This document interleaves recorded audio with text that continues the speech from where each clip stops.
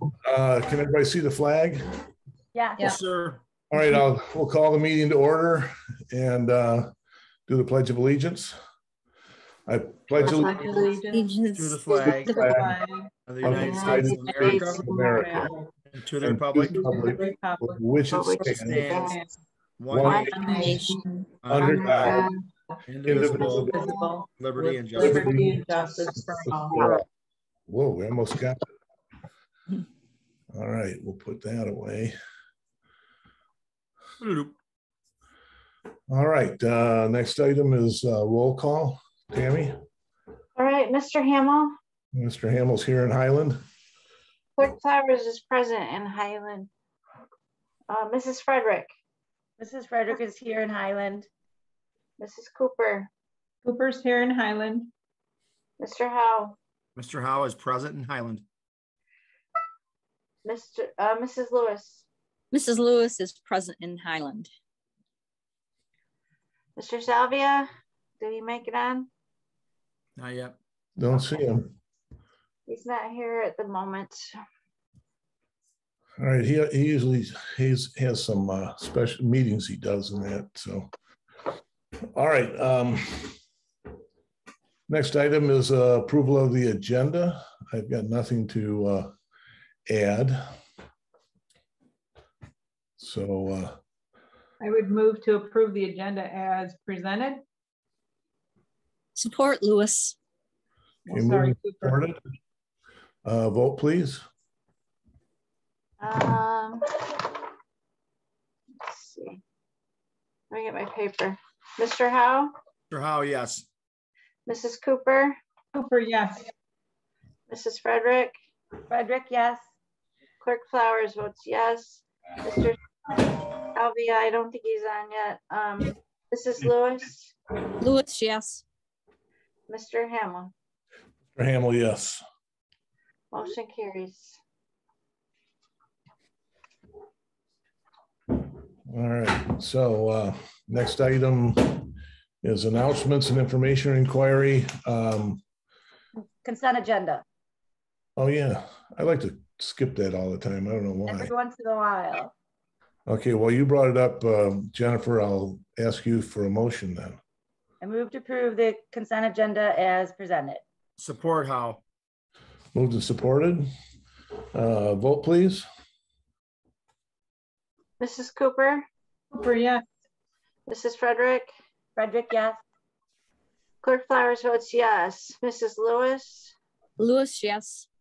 Mr. Howe. Mr. Howe, yes. Mr. Hamill. Mr. Hamill, yes. Motion carries. Okay, now I can pick up there. Okay, number 6, announcements and information. The Board of Trustees meeting that's normally scheduled for November 1st has been moved to November 8th because of elections. Highland Township offices will be closed Thursday, November 11th for Veterans Day, and we were talking earlier about that.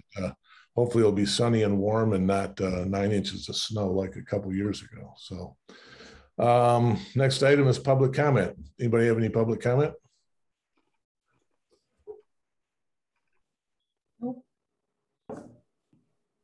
I do.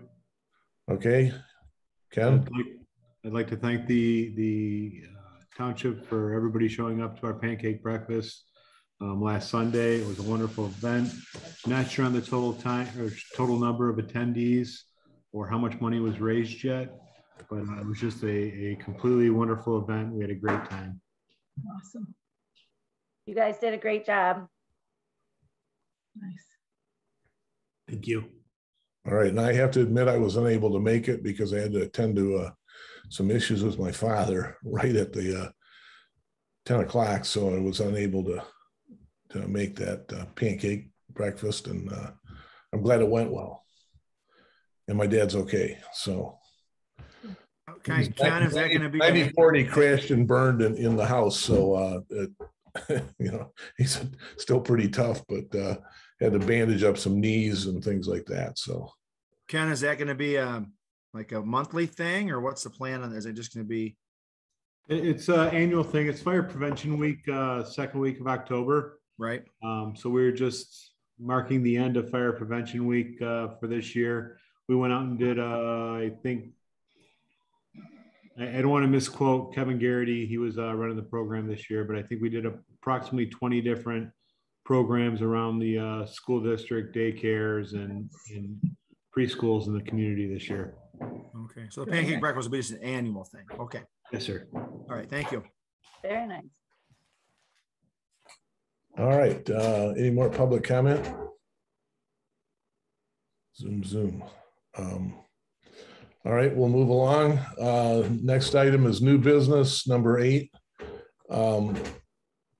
Some people know that the Annex, or 205 West Livingston, or the Huron Valley Council for the Arts Building, or what anybody wants to call it, Highland Station House. Back a month or so ago, we had those torrential downpours, and twice the drain in the parking lot overflowed and filled up deep enough to where it went down the stairs into the basement of that building. And as a result, we've got a pretty good crop of mold growing down there. If you look at your packet, we brought in ServPro, who's done work for us in the past, and they're specialists in disaster cleanup and that type of thing. And they brought in a mold specialist. So the air quality tests found that there was penicillium and aspergillus spores in the basement. Normal levels are 250 to 500 spores per cubic meter, and the basement was at 7,890. So a little bit excessive. It appears as though the spore issues is at basically normal levels in the upstairs, but if we let it go any longer, it could turn into an issue. So we need to get to this as soon as possible. So we put everybody on notice in the building that pretty much whatever's in the basement is probably going to have to go into the dumpster. So there'll be some items like steel racking or things that they can clean, but anything that's got paper or fiber, they're pretty much infiltrated with this mold. So what I'd like to do is I'd like to make the motion that under item number 4 of the Highland Township purchasing policy called emergency purchases, which states that if there's an emergency, the supervisor has the ability to be able to move forward to this. And this is kind of one of those where we've put a lot of people out by having this happen, and we need to get it done as soon as possible. So I'm moved to accept the estimate from ServPro in the amount of $14,704.03 to proceed with the process of cleaning and remediation immediately. So this is to inform the board that we're moving this process forward. This is a hazmat level in the basement, so it's kind of, they're going to have to do the positive pressure stuff and wear appropriate masks and suits and what have you, and they'll take care of all that for us. So we'll have a dumpster in there. The bus program is moving to the group. They're moving to White Lake. We've got just have to put the DDA is going to have to work from home, and the art council is going to have to wait till we get it finished. So they should be in on the 8th of November and have it cleaned up within a week to 2 weeks. And then everybody should be able to go back to work. So things like the Christmas trees, wreaths, if there's documentation or historical stuff, the Historical Society, their room wasn't as badly contaminated. Those documents are too valuable to just expend them. So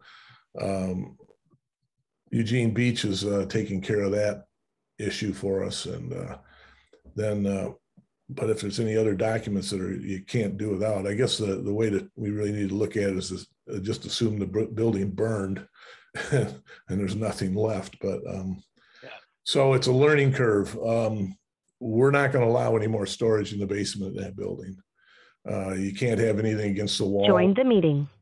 So that's where the problem, too much stuff is stacked up against walls. It can't dry out, and that mold loves it there. So, so that was a motion. So I guess if somebody, Mr. Supervisor, yes, could I just ask a quick question? Yes. Would any of that by any chance be covered by insurance, you know, like water damage? I don't know about our insurance. It's possible, but we haven't addressed that portion of it yet. So we got to get a final cost on that. Anybody else's, like the art council, they'd have to have their own insurance on their stuff in the basement. Ours won't cover it. EDA same way, bus same way. House supports. I know if you want to have discussion, Yeah, probably should have the support. So I will support that for sure. So that's kind of where we're at with it. So, and what I did do is I had a company come out and do a vacuum evacuation of the drain. And it turns out somewhere in the past, in a previous asphalt job, the asphalt company threw all the excess asphalt in the hole. And it sealed the bottom off. So it couldn't drain. So it just filled up and then flowed into the basement.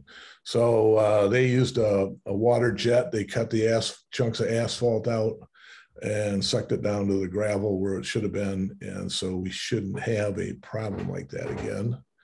But 5 inches of rain is a huge amount of water. So we were lucky that that's all that happened. So I have a question too, Rick. So this is for cleanup, right? Is there any, is there any drywall that needs to be done, that kind of thing? Will that come afterwards? Is that part, that's probably, I'm assuming, not part of this. Didn't look like it in the. No, it's almost all concrete block. Oh, all right. So that would be what they would be addressing. Sure. And but they're going to take care of putting the stuff in the dumpster that needs to go in the dumpster.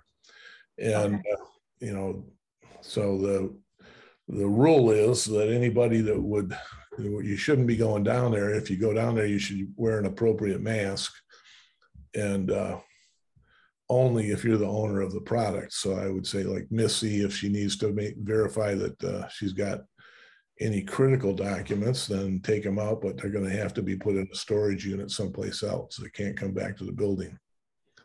So that's the one big change, is we can't have storage down there. So the Historical Society, their stuff is moved to Eugene's pole barn, I think, is where he was taking it. So it should be able to dry out there and preserve it there. So it's unfortunate, but that's the way it goes. I guess we're lucky.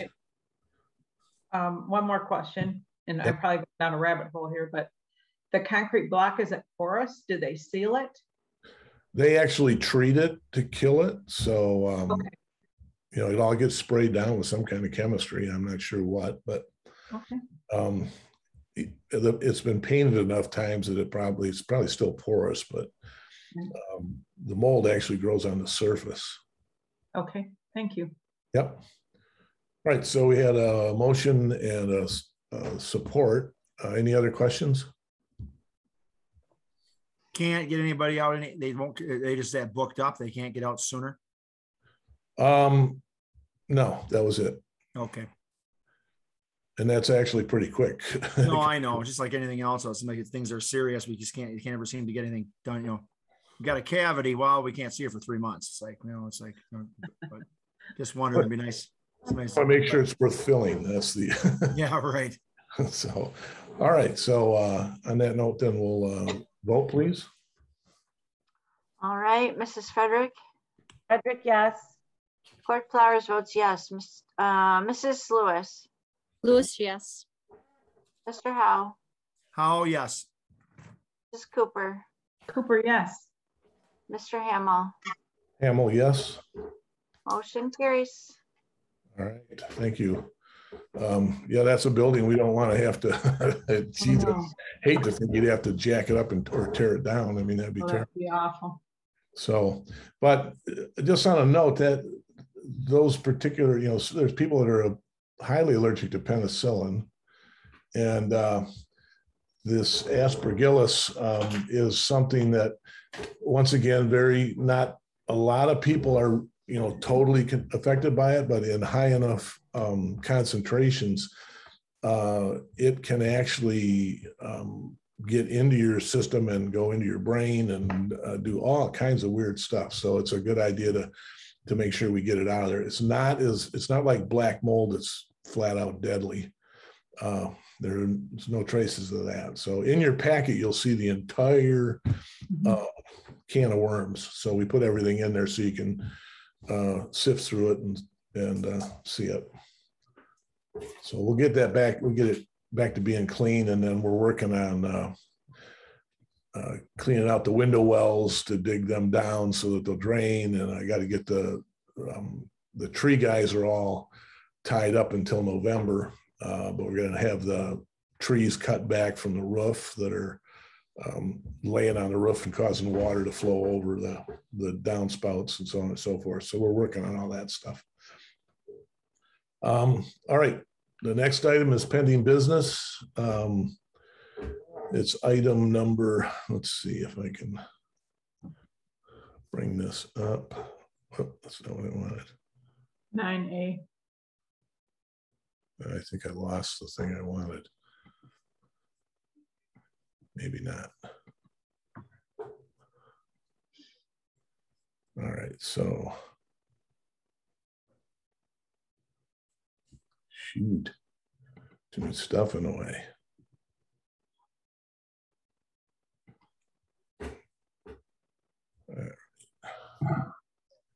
This is trying to share the thing. A nightmare. All right, let's see what happens. Share the screen.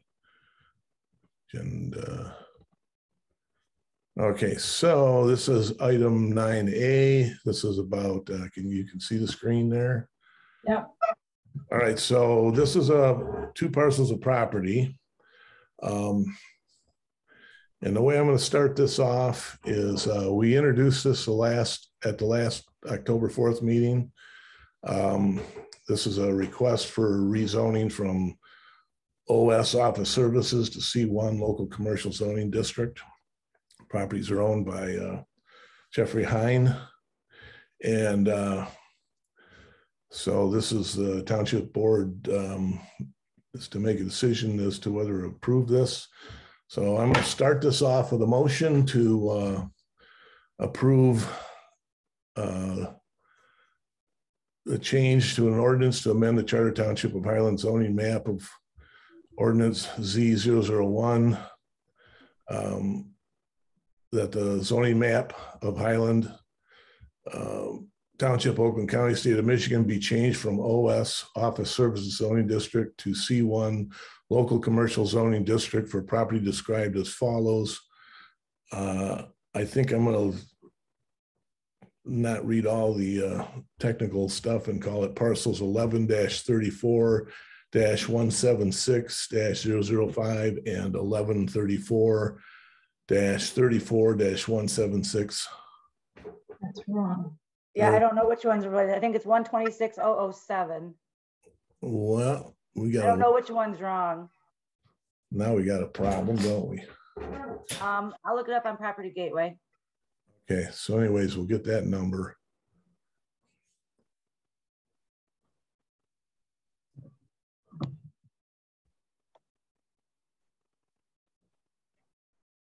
It's 005 and 007 in the memo. Okay. And on the agenda. Okay, that's what we want to do then, 005 and 007. All right, that's my motion. Frederick seconds. All right, so now we can have a discussion on this. So, and I'll start out with since I've been in office, I've always had this question as to why we have so many variables in like some of the commercial districts when it comes to zoning. And, you know, we have very little commercial anyways, or even office for that fact in the township. And Milford Road has kind of been the key commercial district, except for East Highland and West Highland, which were much smaller. So when this one came up, it seemed that, and especially in light of what's happened with COVID, that people working at home, the office space is in an abundance to the point of nobody wants to build it. And who's going to occupy it? So that's kind of the situation with this. So the owner put in a request to change the parcels to C1. And what I looked at was, and if you look on this image here, the commentary from the Planning Commission was proximity to residential and keeping office on the east side of the road, and see commercial on the west side of the road. And there was discussion about inability to be able to see clearly because of hills. And if anybody went out and really looked at it, I'm not sure what hill they're talking about, but the site proximity is close to the street light. So there's traffic control. There's plenty of opportunity for the track kids to run across the street at the street light, which was put in pretty much with them in mind as well. So, and then it wasn't a unanimous decision on the Planning Commission's opinion. But if you look at this image, you see that the only point that these properties come into contact or really are related to any residential is at one small point right at the northeast corner. And one parcel is 1.7 acres and the other one's 1.5 to 1.6 acres. So there's not a whole lot you can really build on those parcels in terms of large commercial type operations. But if you look at, let's see if I can bring this one up. I'm going to stop sharing this for a second. And While you're doing that, Rick, I looked up the signal numbers and they're both 176005 and 176007. okay. They're wrong on both documents. Oh, okay. Well, whatever that is, those numbers that you found are, that's what we want to go with. So, all right. Well, I'm not going to be able to share the document I wanted to share. So anyways, having gone through the Muni Code and looking at these things, each district has permitted uses and auxiliary or special land uses. And I think what's that? Somebody's making a lot of noise. That's the paper that fell on top of the computer. Sorry about that. So there's a lot of crossover in the usability of these parcels. So that was my reason for let's, go ahead and allow this to go to a C1. We made the change at the corner of the northwest corner of Lone Tree and Milford Road to be C1. And, I think it just makes for a better opportunity for business to be able to occupy the property. And it'd be businesses that are not noisemakers. Tuffy Muffler, that's C2, that's a whole different parcel. And I know there's some complaints about across the street at the Rock Place, but neither of those are business that would be able to locate in a C1. So that's my commentary. Anybody else? Supervisor?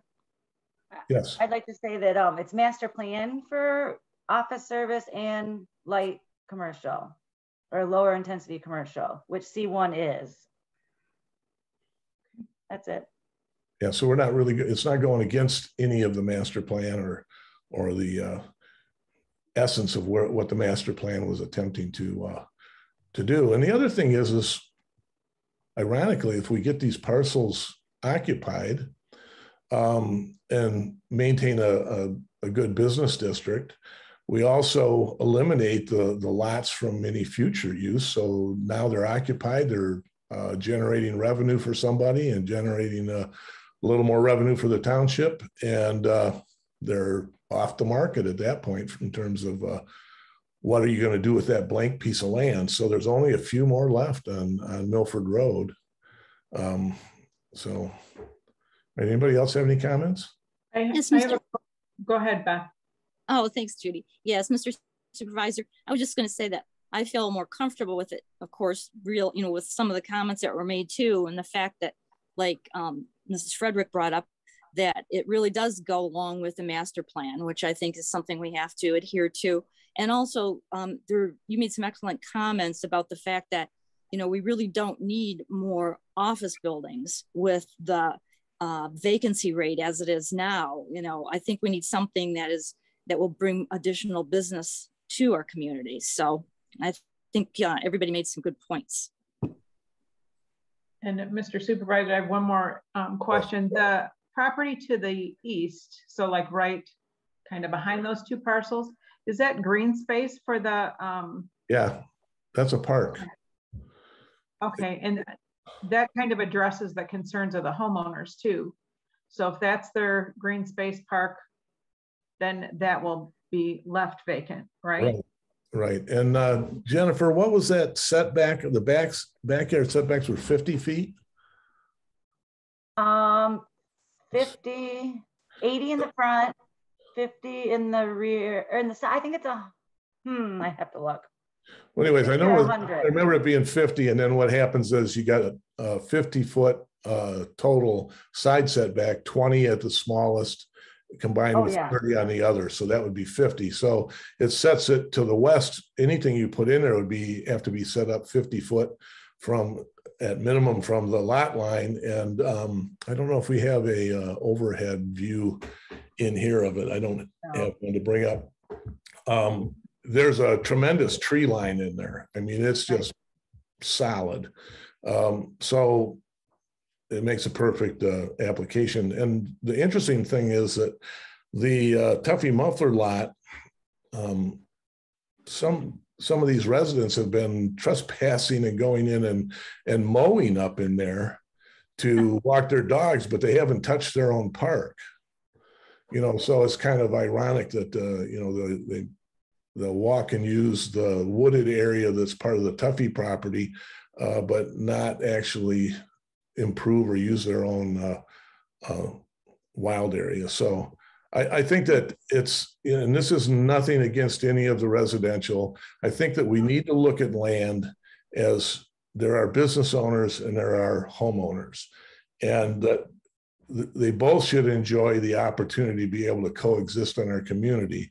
And our job is to make sure that they coexist in a way where we're not doing something really ridiculous to them. And I think this C1 has got enough to it that it really, it's not overbearing. So that's my additional opinion there. So anybody else?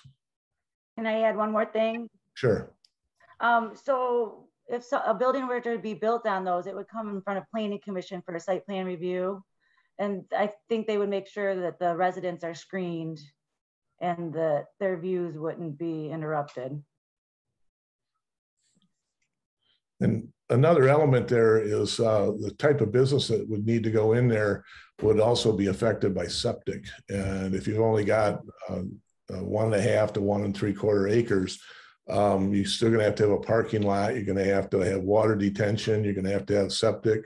So it's going to put some constraints regardless of whether it's office or C1. So it kind of are lots that fit into what Highland has. There's smaller, but not overly intense. So I think if you look at the permitted uses in both of them, they the overlap permitted uses in C1 are all of the OS district. Amusement establishes like gaming, arcades, bowling alleys. There's no room for a bowling alley in there. Laundromat, dry cleaning. Laundromat's not going to do it because they couldn't get a septic to work on it. So funeral homes, fitness facilities, like exercise, gym, or like the dance studios, those types of things. Those are low impact and all indoor stuff. Beauty shops, shoe repair, tailor shops, music and photography studios, travel agencies. So restaurants and catering, a restaurant will never happen in there because unless we get a sewer, they're not going to get the septic to work. So retail sale, baked goods, banquet, equipment rental, beverages, books, boutiques, clothing, confections, drugs, flowers, food, gifts, hardware. So it's pretty much stuff that is all items that would be things that, you know, residents of Highland could use or participate in. So, so any other questions or comments? Good. All right. All right, late joining in.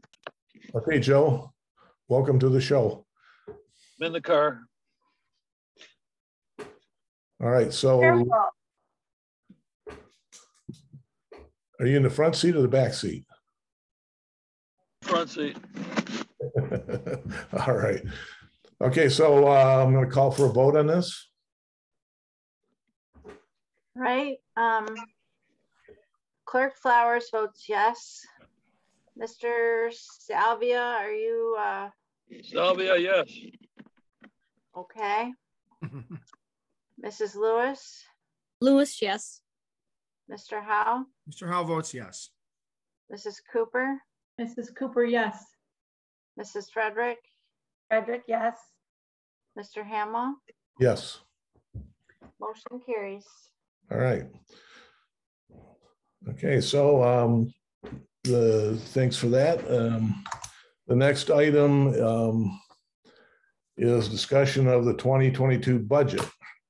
So the budgets that you would have, the only things that have actually changed on it are we've added fire and the HDDA was added to it. So document's pretty much complete. And I don't know, I think what we'll do is, Ken, are you still on board here? Yes, sir. I'm still here. Okay, so what we want to do is, because Ken hasn't had his day in the sun here for discussing this, I'll let you explain anything that you feel is important to you in your portion of the budget. So I do have a small presentation, but I know how you hate. The board hates when I get up there and talk because I never keep it small. I always make it a 40-minute long process. So if you'd like to make the presentation of the budget, that'll be fine. And I can answer any questions based on that. well, ask the board. What do you want to do, board? You want to listen to a PowerPoint? I'm fine with that. Yeah, Okay, so let's see if we can, can you share screen with him? I'll make you a co-host. And I'm gonna stop my share. Okay, Yeah, I'm pulling up my document right now. Dispatch rescue 12. Sorry, they just went on a fire alarm.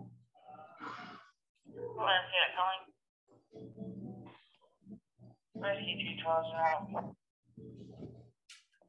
Copy, rescue 212 now. this makes it like a TV show here. This is pretty good. You should hear it from here. They're out. Squad 51, engine 51. Oh, nobody laughed. That goes way back. Emergency. Sorry. Johnny and Roy. Johnny Gage, Roy DeSoto. Soto. That's right. Always loved when all the alarms went off. You knew it was a good one. And you know, just they were all going. That is my my tone for the thing here. So Dixie McCall and Ringer's Lactator. Dr. Kelly Brackett, can't forget him. That's right. all right, share screen.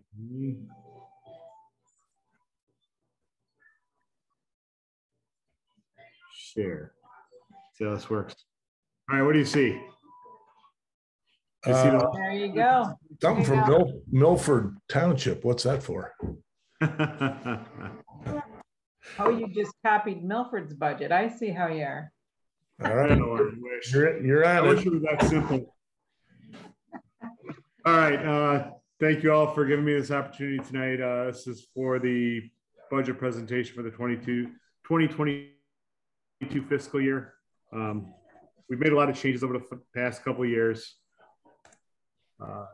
And as you all see, I very regularly send you copies of different articles that are pertinent to my department and how we're operating. And one of the biggest things we're seeing recently is the repetitive story day in, day after about shortage of EMS personnel in the state of Michigan. It's not only the state of Michigan, it's also nationwide. If you just go to Google and Google collapse of the EMS system, or however you want to do it, you'll find article after article, NBC reports, CNN reports, all the different news agencies showing reports of issues that everybody's having across the country, whether it's a lack of funding from the insurance companies, a lack of funding from Medicare, Medicaid, or it's just the lack of insurance on some people's parts, not having health care, having to pay out of pocket. There's a ton of different reasons for it, but the key part is private ambulances are having a hard time keeping up. January 9th of 2019, we made a presentation to you guys. It was a 5-year strategic plan. It was myself and now Fire Captain Gary Bonham. We laid out how we saw the department going over the next 5 years. Now, please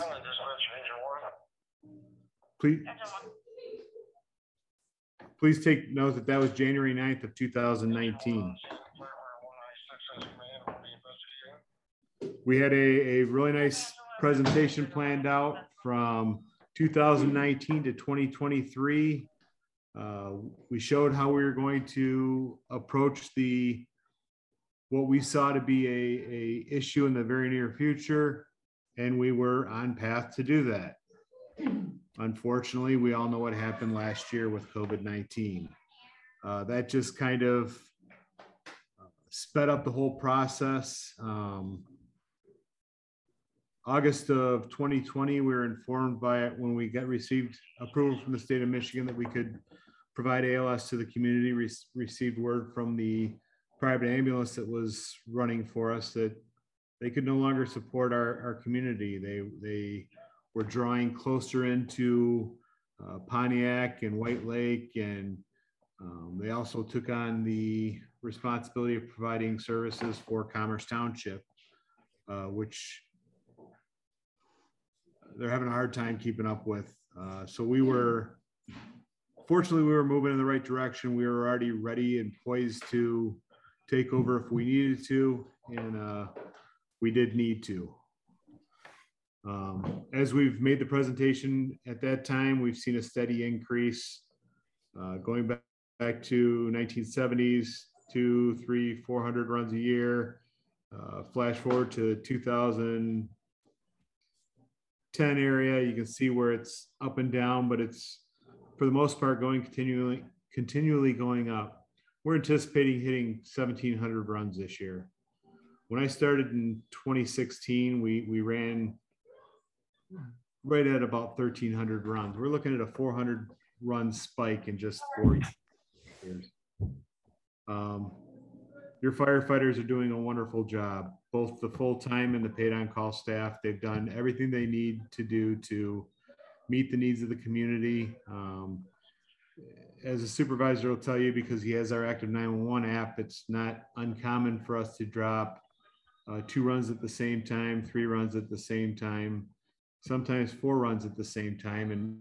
And fortunately, your firefighters have stepped up and they've taken care of business, very rarely calling for other communities to come in and help with EMS runs.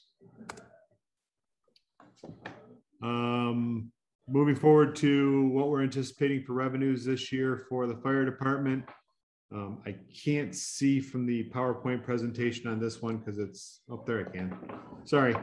We're looking at approximately $1.184 million to operate the budget from tax revenue. That takes us at a 1.3, almost 36 millage rate for operations. And as you can see, over the past, since 2014, we've done a very good job of making sure to stay under budget. You'll see 2014 where the amount of money that we spent that year was more than we took in, both 14 and 17. There's kind of a reason behind that. 2014, we bought 2 ambulances, which took us, we had to take money from our fund balance to purchase those. And also in 2017, we purchased a new fire engine, which borrowing funds from the fund balance to take care of that for those 2 years. But every other year, we've always contributed back to the fund balance. And we pride ourselves on being as fiscally responsible as possible in the operation of our department.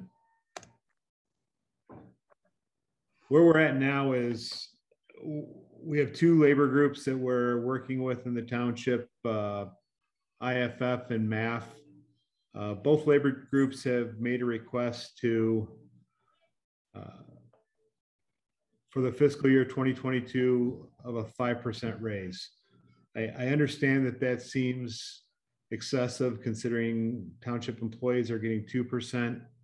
But we did what's called comparables with local departments that provide the same services, have a similar makeup, and would be the most comparable to our departments. And we really keyed in on 3 out of 4 of them. Oxford, Brandon, and Oakland Township all have very similar operations providing EMS. NACFA's kind of a little out of the realm because they're what's called a fire authority. They serve a couple different communities. They're not a taxing entity. They have to collect funds from the communities directly, but it's a little different of a system. But if you look at the wage scales underneath for the 3 that we've identified, we don't compare to Commerce, we don't compare to Orion, we don't compare to White Lake. Those are much bigger communities, much higher populations. But I did feel that Oxford, Brandon, and Oakland were comparables. If you look at their salary schedules underneath, you can see that we're drastically lagging behind in not only pay, but also benefits. The staff have been they don't do this job for the money. They do this job because they love the job and they love the community they work for. This is just a bar graph kind of hitting the same thing that I spoke about earlier. HTFD is always in the blue. Oxford, Brandon, and Oakland are, Oxford's orange, Brandon's gray, and Oakland's gold.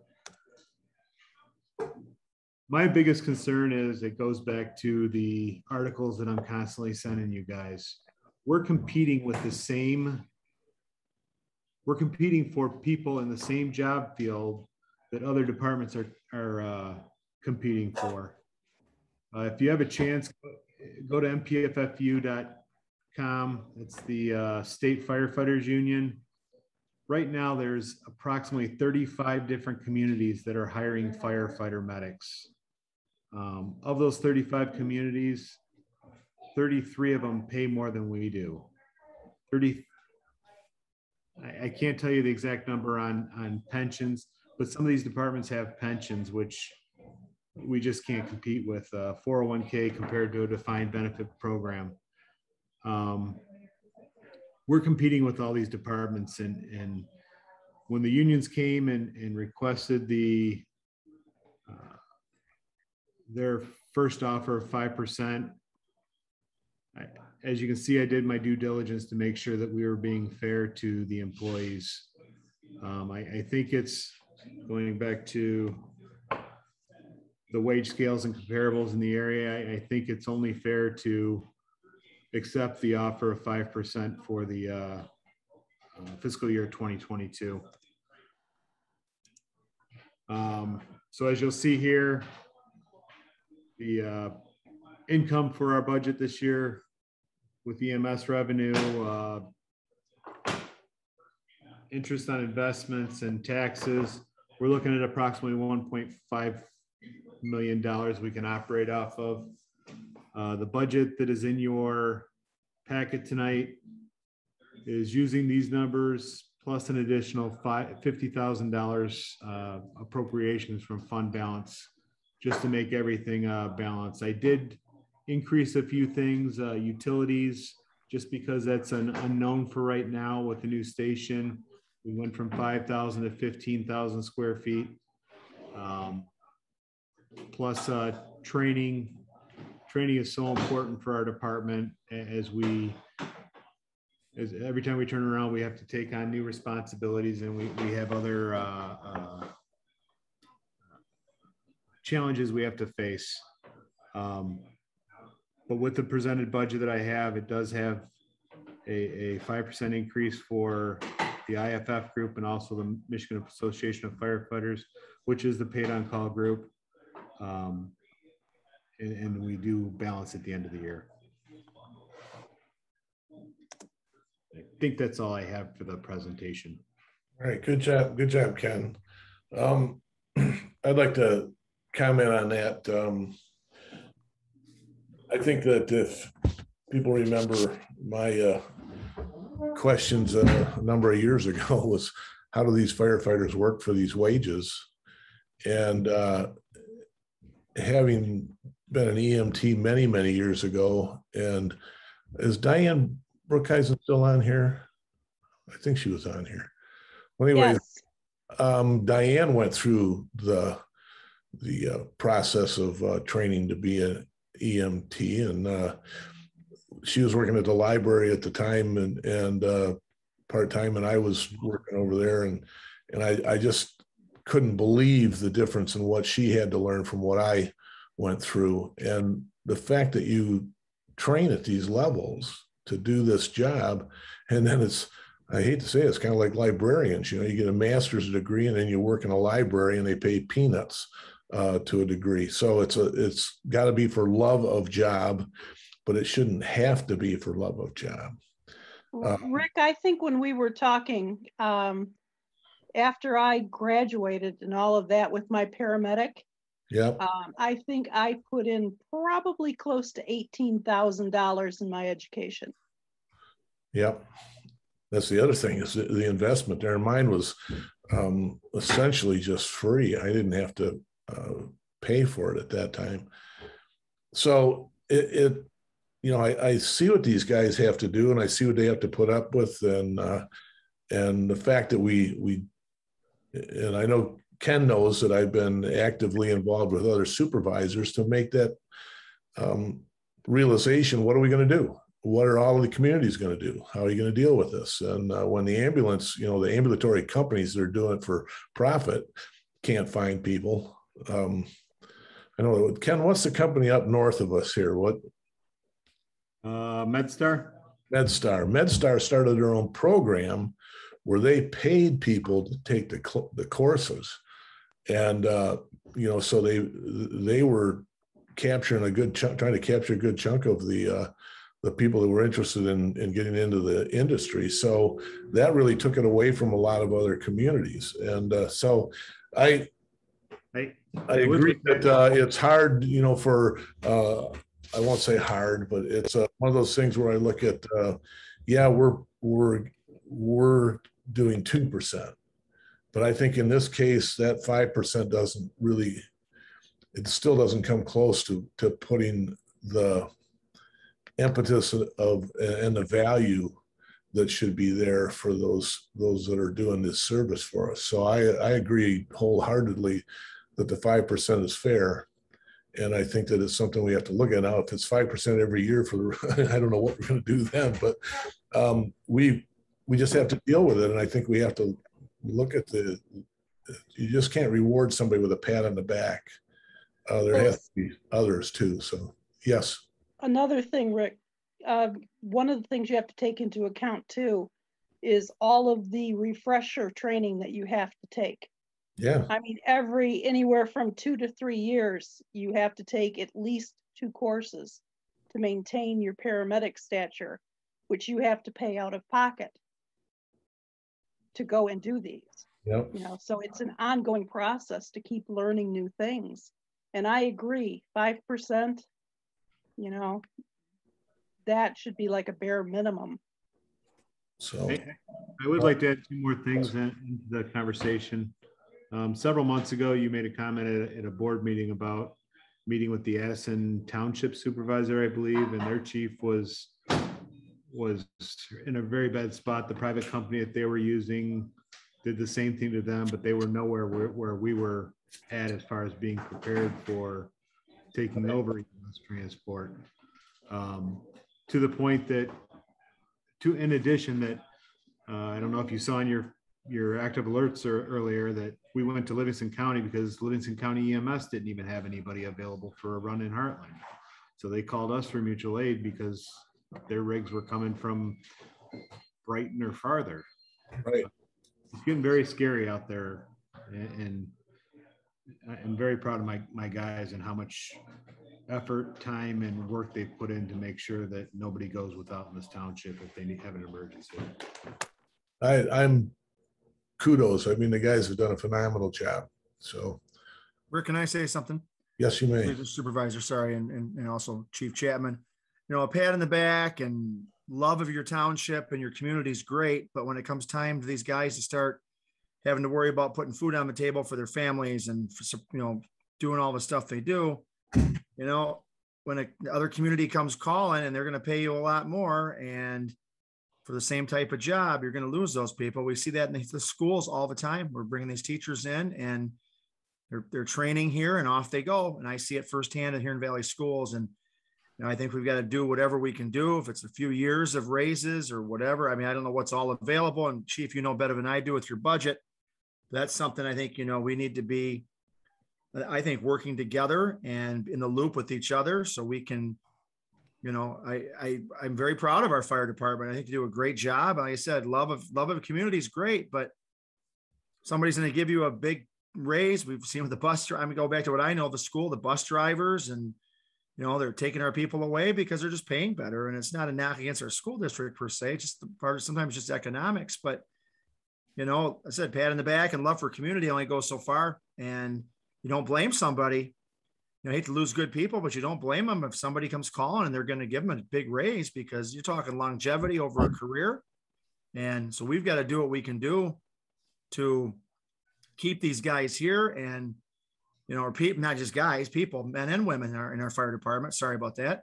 And we've got to keep our firefighters in our township because we have a great fire department. And I think it's, you know, I feel safe every night when I go to bed because I know, you know, the fire department is doing what they're doing. And every time I hear the siren go off, I hope they're safe. And I know we got good people going to do great things and helping our community, but you know, love a community, a third time, but love a community only goes so far. And, you know, if we're gonna be that far behind, you know, somebody wants your services and they're going to pay you, we're going to lose these people. And it's just, and I agree. It is scary. I don't think most people realize because as long as the fire department and the police are doing their job and trash is getting picked up, people think everything's great. And I don't think people realize that what we're dealing with here and, you know, and people need to have a living wage. And I think it's very important. So that's what I want to say. So thanks. Thank you. Thank you. All right, Ken, anybody else have any comments? Of course, I have one comment, Mr. Supervisor. I just wanted to point out that and I wanted to make sure and confirm this with Chief, we do pay for any upgrades in education, right? You've got 20,000 in the budget for dues and education. That's total education. That's different classes. That's not for CEs. CEs we do in-house. Okay. In fact, Mrs. Lewis's husband did come back prior to COVID and everything else. We used to do open public CE classes, but we do it CE classes in-house, and we have a EMS IC instructor coordinator. Actually, we have 3 of them in our department. They can do the EMS classes and maintain everything. We do still we have to go out for ACLS training, which fortunately Captain George can provide that training for us as well. I just wanted to make sure that it was understood by whoever's listening that that's part of what we do for the firefighters as well. Thank you, Chief. You're welcome. All right. If there's any other discussion on the budget, thanks, Ken. You didn't kill us with that one. That was pretty good. I tried to talk fast. And the fire hall looks phenomenal. I get nothing but positive responses once again on that. So I think that all of us need to also understand that in 2022, there's going to be a need to go out for a millage for the fire. And we need to be there in support of that. And so that we can help, like the schools, help the people understand the difference between what one millage is versus the other, so that they can see why we need to go for the millage the chief may be asking for. So, and those numbers will come from him later. So, all right, on that note, if there's no... How'd the pancake breakfast go, Chief? Wonderful event. We had quite a few people. I don't have total numbers yet. Quite a few people come through, and it was a good time. All right, sorry, I interrupted the vote. So we're not voting on anything at this point in time. This is still a discussion of the budget. So I think the general consensus is that we can move on with the budget if there's no move forward to be the November board meeting. We'll be able to probably finalize it so that we can have that done before December. And so if there aren't any other questions on any of it. Mr. Supervisor? Yes. So do we have to approve this to go out to a public hearing or no? No. Okay. What was that? Tammy, did you say anything? No, we'll just put it on the agenda for the November meeting. We'll advertise it that we're having a public hearing. So as everybody kind of realizes, there's always those last minute things that may come up where we might want to tweak something. That's kind of what this allows us to do. And if there are any changes, then you'd be notified of it prior to the board meeting. And then at the board meeting, we could discuss them, and then we'll vote on the final budget. So we got all the numbers in, and I think we're pretty solid. We didn't have to change much. So I guess if there's no more commentary, then I'll adjourn the meeting. So thank you guys very much. And Chief, thanks again. Pass it along to your team there that we're definitely in support of them and appreciate everything they do. So will do. Thank you, Mr. Supervisor. Yes. I apologize to the board for being late. I had 2 funerals today and a veterans meeting at 5:45, and I talked to you driving with my laptop. Okay, so sorry I was late. You were playing policeman, huh? Yeah. All right. The meeting's adjourned, and we'll see you in November on the 8th. Stay safe, everybody. Okay, take care. Bye. Bye. Thank you. Good night, all. Good night. Night.